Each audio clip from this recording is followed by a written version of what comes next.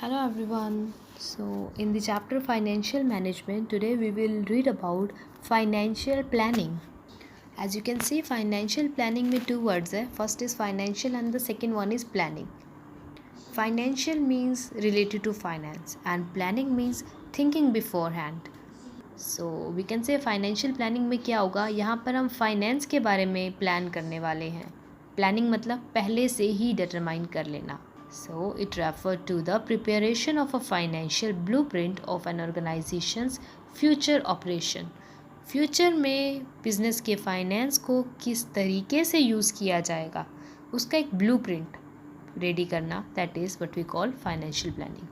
Business में finance तो collect कर लिया, but how we will use it, ये एक फाइनेंशियल मैनेजर का काम होता है डिटरमाइन करना, और उसके लिए फाइनेंशियल मैनेजर को प्लानिंग करनी पड़ती है. In this he determines about requirement of fund, कितना फ़ंड चाहिए, प्रोक्योरमेंट ऑफ फंड, कहाँ से फ़ंड चाहिए, ठीक है, उसको कैसे लिया जाएगा, प्रोक्योर कैसे किया जाएगा, and then utilisation of fund, उस फंड को यूटिलाइज कैसे किया जाएगा, ये सब डिटरमाइन किया जाता है. इन सब के अलावा ये तो किया ही जाता है, पैसा कहाँ से ले, कैसे ले, यानी कि कौन से सोर्सेज से ले और किस तरीके से बेस्ट यूटिलाइज़ करें.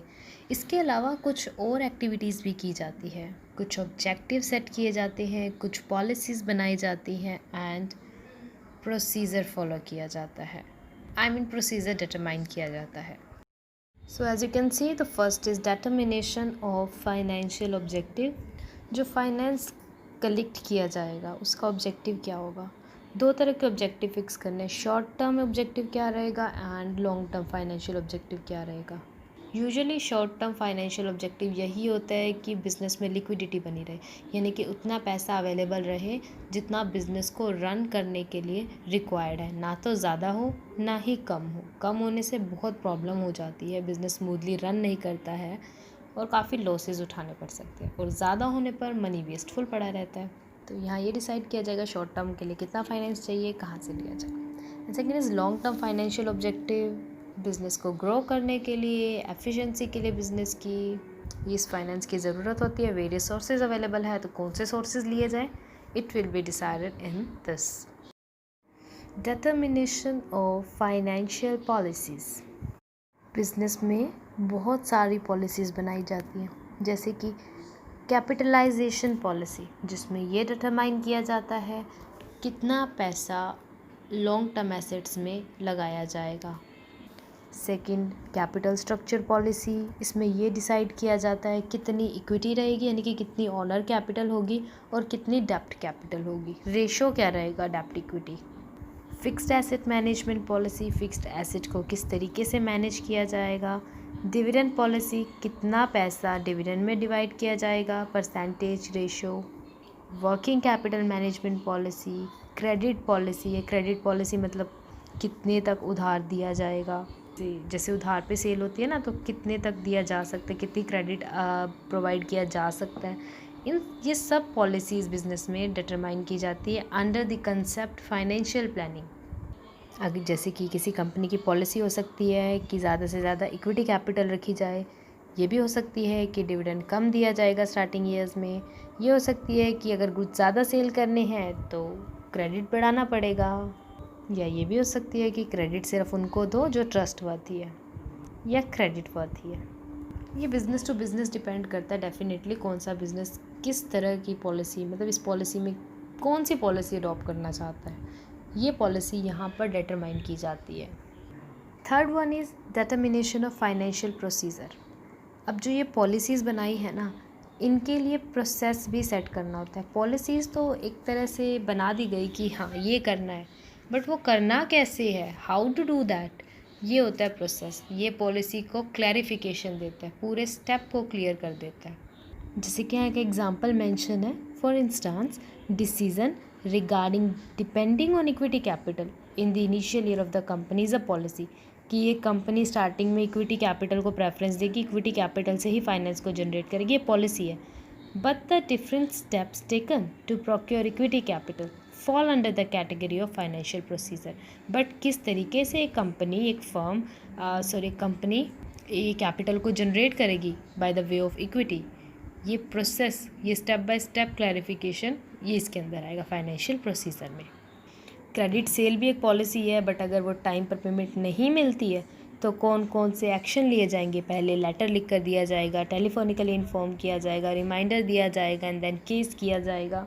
इस तरीके से स्टेप्स डिटरमाइन करना इज़ फाइनेंशियल प्रोसीजर। और ये स्टेप्स किसके डिटरमाइन किए जाते हैं? पॉलिसीज़ के। तो ये सब काम फाइनेंशियल प्लानिंग के अंडर आते हैं। अब हम पढ़ते हैं कि फाइनेंशियल प्लानिंग क्यों की जाती है आखिर। What are the objectives of financial planning? First objective is to ensure timely availability of funds whenever required. जब भी पैसे की रिक्वायरमेंट हो वो अवेलेबल हो। प्लानिंग है तो हमें पता है कि कब किस चीज़ के लिए पैसे की ज़रूरत है और उसे टाइम पर अवेलेबल किया जा सके। मतलब फर्म के पास वो पैसा हो अपने वर्क को स्मूथली करने के लिए, चाहे वो लॉन्ग टर्म फाइनेंस हो चाहे वो शॉर्ट टर्म फाइनेंस हो। Second objective is to see that the firm does not raise resources unnecessarily. फालतू पैसा बिजनेस में ना रहे, ना तो पैसा एक्सेस में हो ना शॉर्ट में।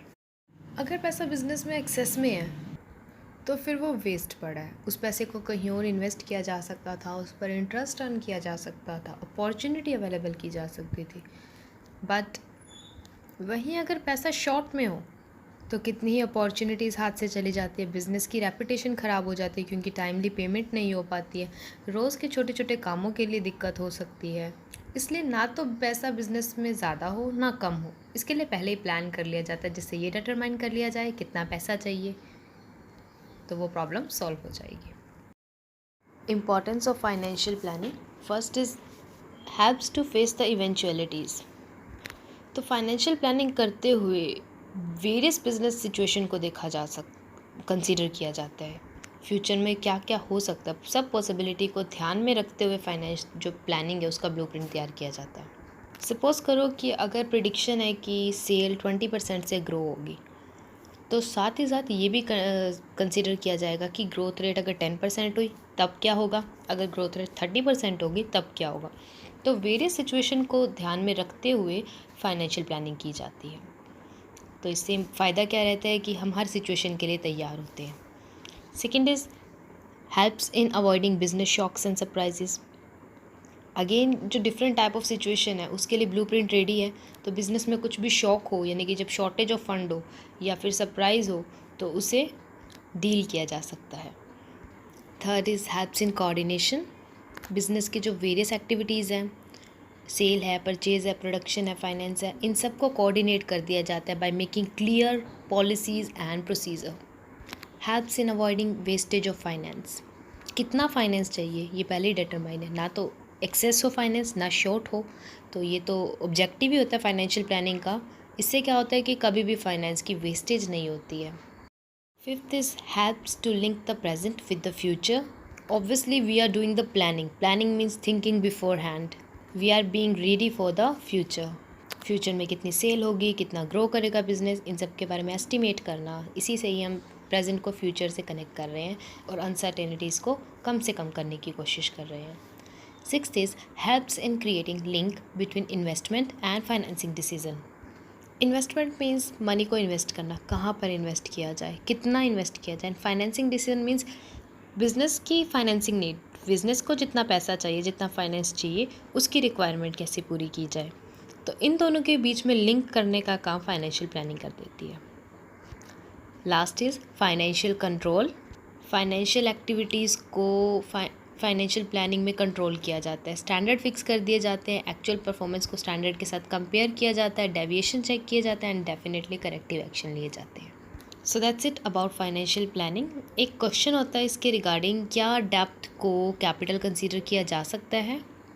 तो इसका आंसर है yes, we can consider, but अगर वो डेप्थ लॉन्ग टर्म है तो, क्योंकि अगर वो पैसा लॉन्ग टर्म के लिए बिजनेस में है तो वो एक तरह से कैपिटल का ही काम करता है, इसलिए उसे डेप्थ कैपिटल कहा जा सकता है। So that's it for today. Hope you understand today's lecture. In case of any doubt in any point, you can contact me. Thank you.